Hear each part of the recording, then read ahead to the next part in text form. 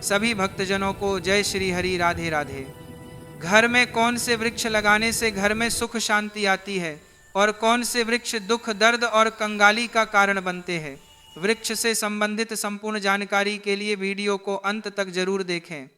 सभी सत्संग प्रेमियों से अनुरोध है, चैनल को सब्सक्राइब जरूर कर लें ताकि ऐसी ही महत्वपूर्ण जानकारी आपको मिलती रहे। एक समय की बात है, भगवान श्री कृष्ण के एक प्रिय मित्र उनसे मिलने द्वारका आए।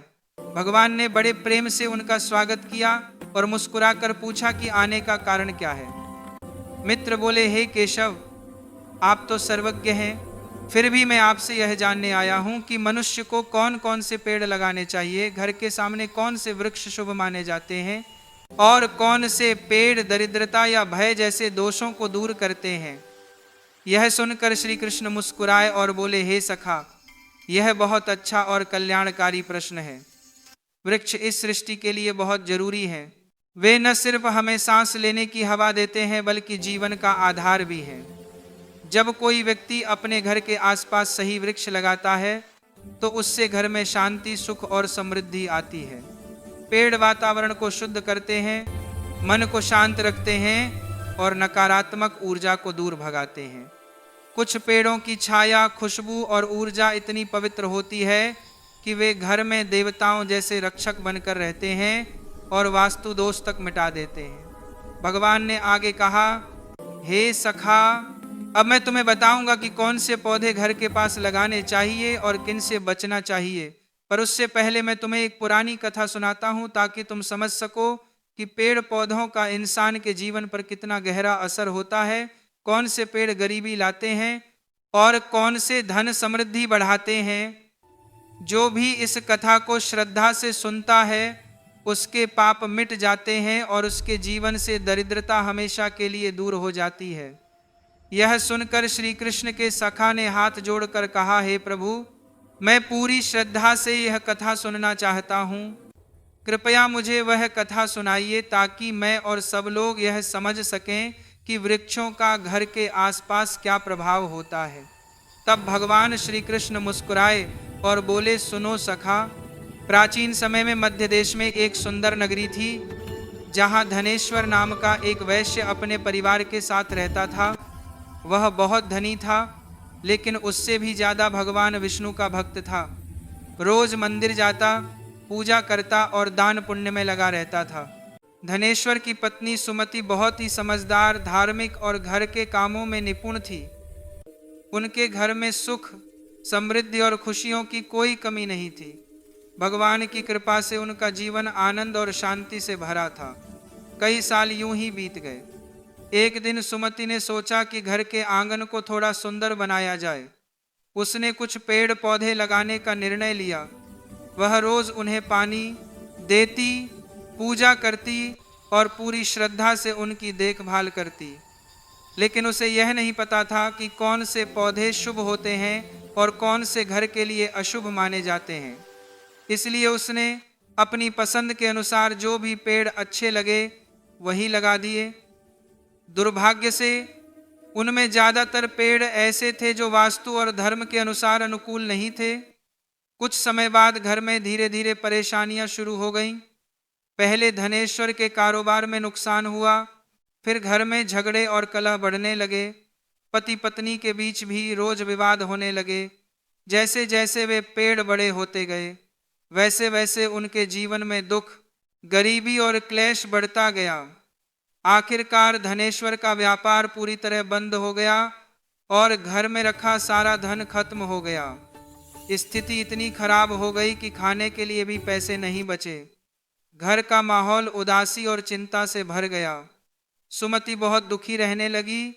कभी खुद पर गुस्सा करती तो कभी पति पर झुंझलाती। एक दिन तंग आकर उसने कहा, हे स्वामी, अब कुछ करो, कहीं जाकर कुछ काम ढूंढो ताकि घर का गुजारा चल सके। धनेश्वर काम की तलाश में गांव गांव घूमने लगा लेकिन कहीं भी उसे काम नहीं मिला। थककर वह घर लौटा और बोला, हे भद्रे, मुझे कोई काम नहीं मिला, अब मैं क्या करूं? यह सुनकर सुमति बहुत दुखी हो गई। धीरे धीरे उन्होंने घर के सारे गहने बेच दिए और जो थोड़ा अन्न मिला उसी से कुछ दिन गुजारा किया। पर अब उनके पास कुछ भी नहीं बचा था। जो घर कभी सुख और समृद्धि से भरा था, वह अब पूरी तरह गरीबी और दुख में डूब गया। उन्हें समझ नहीं आया कि उनके दुर्भाग्य की जड़ वही अशुभ पेड़ थे जो उन्होंने अपने आंगन में लगाए थे। एक दिन जब दोनों बहुत परेशान और निराश थे, तभी एक साधु महाराज उनके दरवाजे पर आए। उनका चेहरा तेज और शांत था, आंखों में करुणा थी और उनके चारों ओर एक दिव्य आभा झलक रही थी। उन्हें देखकर धनेश्वर तुरंत उठ खड़ा हुआ, हाथ जोड़कर प्रणाम किया और बोला, हे साधु महाराज, पधारिए, मेरे घर को धन्य कर दीजिए। बताइए, मैं आपकी क्या सेवा कर सकता हूँ?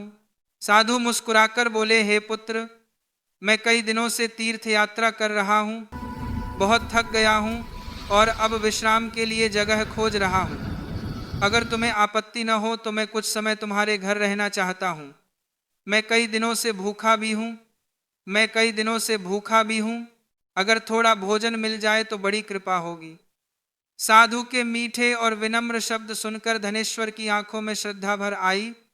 वह बोला, हे महात्मा, आप जरूर कोई महान पुण्य आत्मा हैं। आपके चेहरे से दिव्यता झलक रही है। आपके चरण मेरे घर में पड़े, यह मेरा सौभाग्य है। आपकी सेवा करना मेरे लिए सबसे बड़ा आनंद है। कृपया भीतर आइए। साधु मुस्कुराए और घर के अंदर जाकर आंगन के एक कोने में बैठ गए। धनेश्वर ने आदर से उनके पैर धोए, उन्हें जल दिया और उनकी सेवा में लग गया। लेकिन घर में अन्न का एक दाना भी नहीं था।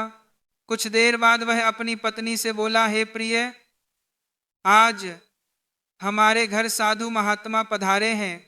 यह हमारे जीवन का सबसे बड़ा सौभाग्य है। किसी भी तरह हमें उनका भोजन बनाना ही होगा। मैं गांव जाकर किसी से थोड़ा धन मांग लाता हूँ। इतना कहकर वह तुरंत निकल पड़ा। वह गांव के एक अमीर सेठ के पास गया और विनम्रता से बोला, हे सेठ जी, कृपा करके मुझे थोड़े पैसे उधार दे दीजिए। मेरे घर साधु आए हैं और मैं उनकी सेवा करना चाहता हूँ। सेठ ने कठोर आवाज में कहा, धनेश्वर, तेरे पास तो कुछ नहीं बचा, तू मेरा पैसा कैसे लौटाएगा? धनेश्वर बोला, सेठ जी, मुझ पर दया कीजिए। मैं वचन देता हूँ कि जल्द ही आपका पैसा लौटा दूंगा। अगर नहीं चुका पाया तो मेरा घर आप रख लीजिए। सेठ कुछ देर सोचता रहा, फिर बोला, ठीक है, अगर तू वचन देता है तो यह पैसा ले जा, लेकिन अगर वापस न किया तो घर मेरा होगा। धनेश्वर ने दृढ़ आवाज में कहा, सेठ जी, मैं वचन देता हूँ। फिर उसने पैसे लेकर बाजार से दूध, चावल, आटा, सब्जियां और शक्कर खरीदी और घर लौट आया। प्रसन्न होकर उसने पत्नी से कहा, हे प्रिय, अब इन साधु महात्मा के लिए पूरे मन से प्रेम पूर्वक भोजन बनाओ। सुमति ने तुरंत रसोई में लगकर स्वादिष्ट भोजन तैयार किया। कुछ ही देर में उसने थाल में भोजन सजाया और बड़े आदर से साधु महाराज के सामने रख दिया। साधु ने प्रेम से भोजन किया। उनके चेहरे पर शांति और संतोष साफ झलक रहा था। भोजन पूरा होने पर जब साधु महाराज जाने लगे तो बोले, हे वैश्य, मैं तुम्हारी श्रद्धा, सेवा और आदर से बहुत प्रसन्न हूँ। तुम्हारे मन की सच्चाई और भक्ति दुर्लभ है, इसलिए मैं तुम्हें आशीर्वाद देता हूँ। जो भी तुम्हारी इच्छा हो, निःसंकोच कहो, मैं उसे पूर्ण कर दूंगा।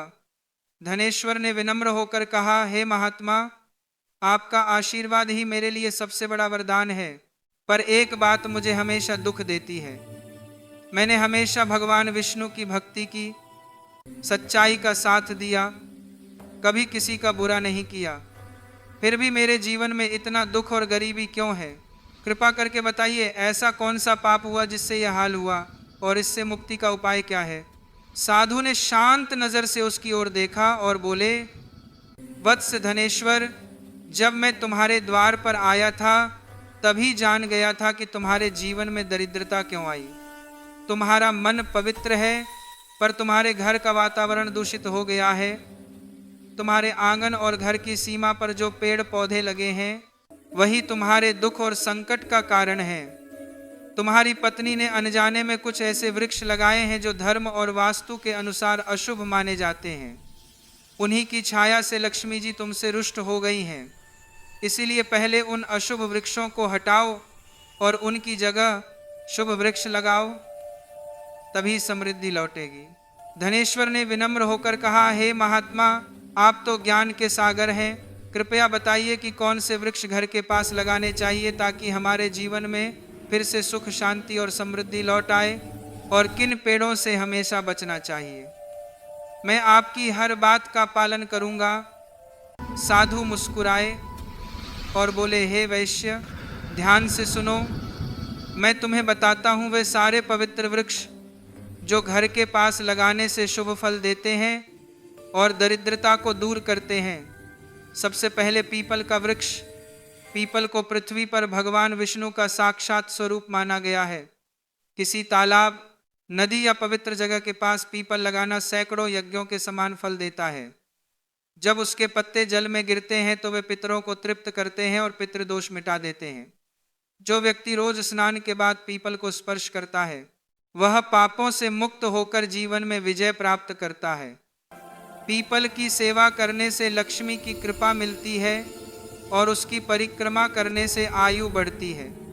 कहा गया है कि पीपल की जड़ में भगवान विष्णु, तने में भगवान शंकर और शीर्ष भाग में ब्रह्मा जी का वास होता है। अमावस्या के दिन पीपल को प्रणाम करने का पुण्य सहस्त्र गोदान के बराबर माना गया है। इस धरती पर पीपल से पवित्र कोई दूसरा वृक्ष नहीं है, क्योंकि स्वयं श्री हरि इसी रूप में यहाँ विराजते हैं। जो व्यक्ति पीपल को काटता है या उसकी शाखा तोड़ता है वह बड़ा पाप करता है और उसे एक कल्प तक नरक का दोहक सहना पड़ता है। इसलिए हे वैश्य, पीपल की सेवा करो, उसे जल दो, उसकी रक्षा करो, क्योंकि यह वृक्ष धन, सुख और समृद्धि का स्रोत है। साधु थोड़ी देर रुके और फिर बोले, अब सुनो, दूसरा वृक्ष है आंवला। आंवले का वृक्ष सभी लोकों में पवित्र और शुभ माना गया है। इसे अमृत फल कहा गया है। आंवले का पेड़ बहुत पवित्र माना गया है और इसे भगवान विष्णु का प्रिय वृक्ष कहा गया है। जो व्यक्ति आंवला लगाता है या उसकी पूजा करता है वह जन्म और मृत्यु के बंधन से मुक्त होता है। रोज आंवले का सेवन करने या उसकी छाया में बैठकर ध्यान करने से पाप नष्ट हो जाते हैं और शरीर स्वस्थ रहता है। आंवला खाने से उम्र बढ़ती है, शरीर मजबूत और रोगों से मुक्त रहता है। इसका रस पानी में मिलाकर पीने से अनेक बीमारियां दूर होती हैं, खासकर आँखों, त्वचा और मन से जुड़ी परेशानियां खत्म होती हैं। अगर कोई व्यक्ति आंवले का जल स्नान में मिलाकर नहाता है तो उसके जीवन से गरीबी, दुख और दुर्भाग्य दूर हो जाते हैं और उसे सुख समृद्धि प्राप्त होती है। जिस घर में आंवले का पेड़ होता है वहाँ नकारात्मक शक्तियाँ, राक्षस या बुरे प्रभाव प्रवेश नहीं कर पाते। एकादशी के दिन अगर कोई व्यक्ति आंवले का सेवन या दर्शन करता है तो उसे उतना पुण्य मिलता है जितना सभी तीर्थों में स्नान करने से मिलता है। आंवले का उपयोग बालों में करने वाला व्यक्ति लंबी आयु वाला होता है और उसे मृत्यु के बाद पुनः जन्म नहीं लेना पड़ता। जिस घर के द्वार या आंगन में आंवले का पेड़ होता है वहाँ लक्ष्मी नारायण का वास माना जाता है, क्योंकि ऐसा स्थान सदा पवित्र, शांत और समृद्ध रहता है। साधु महाराज आगे बोले, अब सुनो, तीसरा शुभ वृक्ष है अशोक का पेड़। इसके नाम में ही शोक के नाश का अर्थ छिपा है। कहा गया है कि अशोक वृक्ष में अप्सराओं का वास होता है और यह दुख, निराशा और चिंता को दूर करता है। जिस घर के पास अशोक का पेड़ होता है वहाँ हमेशा सुख, शांति और सुंदरता बनी रहती है। यह वृक्ष मन को ठंडक और हृदय को प्रसन्नता देता है। देवी लक्ष्मी ने स्वयं कहा है कि अशोक वृक्ष के पास रहना उन्हें बहुत प्रिय है, क्योंकि यह घर के वातावरण को पवित्र और सौभाग्यवर्धक बनाता है। जब माता सीता रावण द्वारा लंका ले जाई गई थी तब वे अशोक वाटिका में ही रही। उन्हीं वृक्षों ने कठिन समय में उन्हें छाया, सुकून और धैर्य दिया था। इसलिए माता सीता ने इस वृक्ष को आशीर्वाद दिया कि जहाँ भी अशोक का वृक्ष होगा वहाँ उनका आशीर्वाद और देवी लक्ष्मी का निवास रहेगा। इसीलिए घर के पास अशोक का पेड़ लगाना हमेशा शुभ माना जाता है। यह घर में शांति, प्रेम और सौभाग्य बनाए रखता है। अब सुनो चौथा वृक्ष, पाकड़ का पेड़। यह बहुत ही पुण्यदायी वृक्ष है। जो व्यक्ति पाकड़ का वृक्ष लगाता है उसे सैकड़ों यज्ञों के समान पुण्य प्राप्त होता है। खासकर कलयुग में जब यज्ञ, तप और दान करना कठिन हो जाएगा, तब केवल एक पाकड़ का पेड़ लगाना ही बड़े यज्ञ के बराबर फल देगा। इसकी छाया में देवताओं का वास माना गया है। इसकी छाया में देवताओं का वास माना गया है और यह परिवार में स्थिरता, सम्मान और समृद्धि लाता है। पांचवा वृक्ष है नीम। यह वृक्ष सूर्य देव को अत्यंत प्रिय है। जो व्यक्ति अपने घर के सामने या आंगन में नीम का पेड़ लगाता है वह अनेक प्रकार के रोगों से दूर रहता है। नीम की हवा और पत्तियां शरीर, जल और वातावरण को शुद्ध करती हैं। यह पेड़ लंबी आयु और अच्छे स्वास्थ्य का दाता माना गया है। माँ लक्ष्मी को नीम के पत्ते बहुत प्रिय हैं, इसलिए वे उसी घर में वास करती हैं जहाँ नीम का वृक्ष होता है, क्योंकि यह आरोग्य और पवित्रता देने वाला पेड़ है। अगर नीम के नीचे तुलसी का पौधा लगाया जाए तो वह स्थान मंदिर जितना पवित्र माना जाता है। जिस घर के द्वार पर नीम का पेड़ होता है वहां धन और समृद्धि की कभी कमी नहीं होती। अब सुनो छठा शुभ वृक्ष, जामुन का पेड़। जो व्यक्ति कन्या संतान की इच्छा रखता है उसे जामुन का पेड़ अवश्य लगाना चाहिए। यह पेड़ सौभाग्य और वंश वृद्धि का प्रतीक है। जिस घर के पास जामुन का वृक्ष होता है वहाँ कन्या का जन्म होता है, जो कुल का गौरव बढ़ाती है और घर में प्रेम, शांति और सुख का प्रसार करती है। सातवां वृक्ष है बेल का पेड़। यह स्वयं भगवान शिव का प्रतीक माना गया है। बेल के 3 पत्ते ब्रह्मा, विष्णु और महेश का रूप दर्शाते हैं।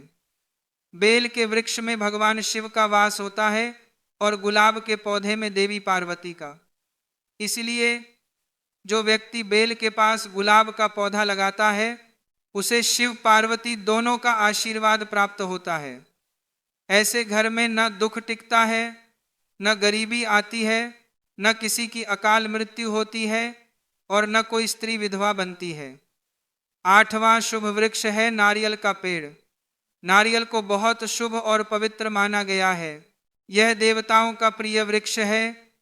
किसी भी पूजा या अनुष्ठान में नारियल के बिना कार्य पूर्ण नहीं माना जाता। घर के आंगन में नारियल का पेड़ होने से हमेशा मंगल, उन्नति और शुभता बनी रहती है। ऐसा घर समाज में सम्मान और प्रतिष्ठा पाता है और वहाँ दरिद्रता व रोग कभी प्रवेश नहीं करते। नारियल का फल सत्य, पवित्रता और सौभाग्य का प्रतीक माना गया है। जो व्यक्ति सुंदर, सुशील और सौभाग्यशाली पत्नी की कामना करता है उसे अपने घर के पास अनार का पेड़ लगाना चाहिए। अनार का वृक्ष वैवाहिक सुख और सौंदर्य का प्रतीक माना जाता है। इसके लाल फल रत्नों की तरह दिखते हैं और प्रेम, समृद्धि व पारिवारिक एकता का संकेत देते हैं। पलाश का पेड़ ब्रह्म तेज देने वाला माना गया है। यह यज्ञों में देवताओं को अर्पण के लिए सबसे पवित्र वृक्ष है। इसके लगाने से घर में विद्या, ज्ञान और आध्यात्मिक ऊर्जा का प्रवाह होता है। यह वृक्ष यश और ब्रह्म ज्ञान प्राप्ति का माध्यम बनता है। जो व्यक्ति संतान सुख और वंश वृद्धि की इच्छा रखता है उसे अंकुर का पेड़ लगाना चाहिए। यह वृक्ष संतान की वृद्धि और परिवार की समृद्धि का प्रतीक है। इसकी छाया में बच्चों का पालन पोषण शुभ माना जाता है, क्योंकि यह नई पीढ़ियों की उन्नति का संकेत देता है। जो व्यक्ति किसी गंभीर बीमारी से पीड़ित है उसे खैर का वृक्ष लगाना चाहिए। यह पेड़ शरीर को बल और रोगों से रक्षा प्रदान करता है। इसकी हवा शुद्ध होती है और आसपास के वातावरण को आरोग्यदायक बनाती है। खैर का वृक्ष लगाने से रोग दूर होते हैं और लंबी आयु मिलती है। मोगरे के पौधे में गंधर्वों का वास माना गया है। यह पौधा कला, संगीत और सुगंध का प्रतीक है। जो लोग संगीत, नृत्य या चित्रकला जैसे किसी भी कला क्षेत्र से जुड़े हैं उन्हें इसे अपने घर के पास लगाना चाहिए। मोगरे की खुशबू वातावरण को शांत और मनोहर बनाती है। और इससे सफलता व प्रसिद्धि मिलती है। अगर किसी को चोरों या दुश्मनों का भय रहता है तो उसे बांस का वृक्ष लगाना चाहिए। यह वृक्ष घर की रक्षा करता है और नकारात्मक शक्तियों को दूर रखता है। इसके रोपण से स्थिरता और सुरक्षा बनी रहती है। चंदन और कटहल के वृक्ष भी बहुत शुभ माने गए हैं, क्योंकि ये पुण्य, समृद्धि और लक्ष्मी की कृपा प्रदान करते हैं। चंदन का पेड़ शांति, भक्ति और पवित्रता का प्रतीक माना जाता है, जबकि कटहल का पेड़ समृद्धि और संतोष देने वाला होता है। इन दोनों पेड़ों के घर में होने से दुख, गरीबी और भय दूर रहते हैं। अगर घर की उत्तर दिशा में पाम, ताड़ या कनक चंपा के पौधे लगाए जाएं तो घर में धन, वैभव और समृद्धि बढ़ती है। ये पौधे वास्तु के अनुसार धन आकर्षित करने वाले माने जाते हैं और व्यापार में सफलता लाते हैं। केले का पेड़ भी बहुत शुभ होता है, क्योंकि इसके हर भाग में देवी देवताओं का वास बताया गया है। भगवान विष्णु स्वयं इस पेड़ में निवास करते हैं, इसलिए पूजा में इसका विशेष महत्व है। घर या मंदिर के पास केला लगाने से सुख, स्वास्थ्य और धन की कमी नहीं रहती। गुरुवार के दिन केले के पेड़ की पूजा करने से बृहस्पति देव प्रसन्न होते हैं और परिवार में स्थायी लक्ष्मी का वास होता है। पारिजात यानी हरश्रृंगार का पौधा भी अत्यंत पवित्र और दिव्य है। इसकी उत्पत्ति समुद्र मंथन से हुई थी। उसी मंथन से माता लक्ष्मी भी प्रकट हुई थी, इसलिए पारिजात को लक्ष्मी कृपा का प्रतीक माना गया है। जो व्यक्ति अपने घर के आंगन में पारिजात लगाता है उसे महालक्ष्मी की विशेष कृपा प्राप्त होती है और उसके घर में हमेशा आनंद, सौभाग्य और शांति बनी रहती है। फिर साधु महाराज बोले, लेकिन हे वैश्य, जैसे कुछ वृक्ष शुभ होते हैं वैसे ही कुछ अशुभ वृक्ष भी होते हैं जिनसे दूर रहना चाहिए। मनुष्य को कभी भी ताड़, खजूर या पाम का पेड़ अपने घर के पास नहीं लगाना चाहिए, क्योंकि यह वृक्ष संतान नाशक माने गए हैं। जिस घर के पास ऐसे पेड़ होते हैं वहां बच्चों की उन्नति रुक जाती है और परिवार में असंतोष बढ़ता है। इसी तरह बहड़े का पेड़ भी घर के पास नहीं लगाना चाहिए, क्योंकि इसमें प्रेत और नकारात्मक शक्तियों का वास माना गया है। जो व्यक्ति बहड़े का पेड़ लगाता है वह स्वयं अशुभ फल भोगता है। इसके नीचे कभी पूजा, भोजन या विश्राम नहीं करना चाहिए। अगर किसी व्यक्ति को शत्रुओं का डर सताता है तो उसे अपने घर के पास केवड़े का पौधा लगाना चाहिए। यह वृक्ष रक्षक माना गया है और इसके प्रभाव से शत्रु स्वयं दूर हो जाते हैं।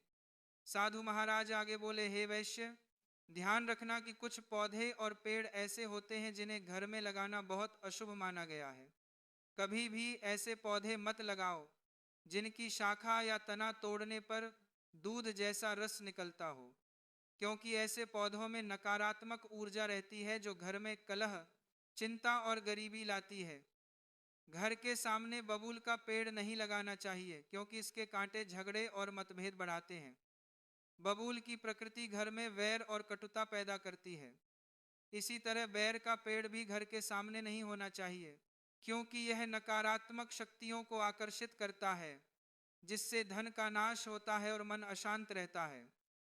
पपीते का पौधा भी घर के सामने नहीं लगाना चाहिए, क्योंकि इसके तने से निकलने वाला दूध जैसा रस इसे अशुभ बनाता है। इस पौधे के कारण घर में रोग, धन हानि और दरिद्रता बढ़ सकती है। पीपल का वृक्ष बहुत पवित्र है, लेकिन अगर यह घर की पूर्व दिशा में हो तो गरीबी का कारण बनता है। पीपल को हमेशा मंदिर, नदी या तालाब के पास लगाना शुभ होता है, न कि घर के दरवाजे पर। इसी तरह बरगद का पेड़ अगर घर की पश्चिम दिशा में हो तो घर में दुख और शोक का माहौल बनता है। वट वृक्ष बहुत शक्तिशाली होता है, इसलिए उसे केवल बड़े स्थानों, मंदिरों या चौराहों पर लगाना शुभ माना गया है, घर की सीमा में नहीं। और याद रखना, घर की दक्षिण दिशा में कभी भी तुलसी का पौधा नहीं लगाना चाहिए, क्योंकि यह दिशा इसके लिए अशुभ मानी गई है। तुलसी माता अत्यंत पवित्र और देवी स्वरूपा मानी जाती हैं, इसलिए उनका स्थान हमेशा घर की पूर्व या उत्तर दिशा में होना चाहिए। अगर तुलसी दक्षिण दिशा में लगाई जाए तो संतान को कष्ट और रोगों का सामना करना पड़ सकता है। साधु महाराज आगे बोले, अगर किसी सूखे या मरे हुए पेड़ की छाया घर पर पड़े तो वह अशुभ माना जाता है और मृत्यु के संकेत देता है। ऐसे वृक्ष नकारात्मक ऊर्जा फैलाते हैं, इसलिए जैसे ही कोई पेड़ सूख जाए उसे तुरंत हटा देना चाहिए, क्योंकि जीवित वृक्ष ही घर में शुभता और जीवन शक्ति लाते हैं। फिर साधु बोले, हे वैश्य, अब मैंने तुम्हें सभी शुभ और अशुभ वृक्षों का ज्ञान दे दिया है। अगर तुम इन नियमों का पालन करोगे और शुभ पेड़ पौधों का रोपण करोगे तो तुम्हारे घर में सुख, शांति और लक्ष्मी का वास होगा। ये वृक्ष केवल छाया नहीं देते, बल्कि ये देवताओं के प्रतीक हैं जो जीवन को संतुलित, पवित्र और समृद्ध बनाते हैं। यह सुनकर धनेश्वर ने हाथ जोड़कर कहा, हे महात्मा, आपने आज जो ज्ञान दिया है उसने मेरे जीवन का अंधकार मिटा दिया। मैं आपका सदा आभारी रहूंगा।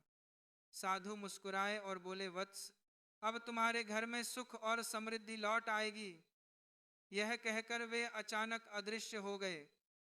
धनेश्वर और सुमति समझ गए कि वे कोई साधारण साधु नहीं, बल्कि स्वयं भगवान विष्णु थे जो उनके कल्याण के लिए आए थे।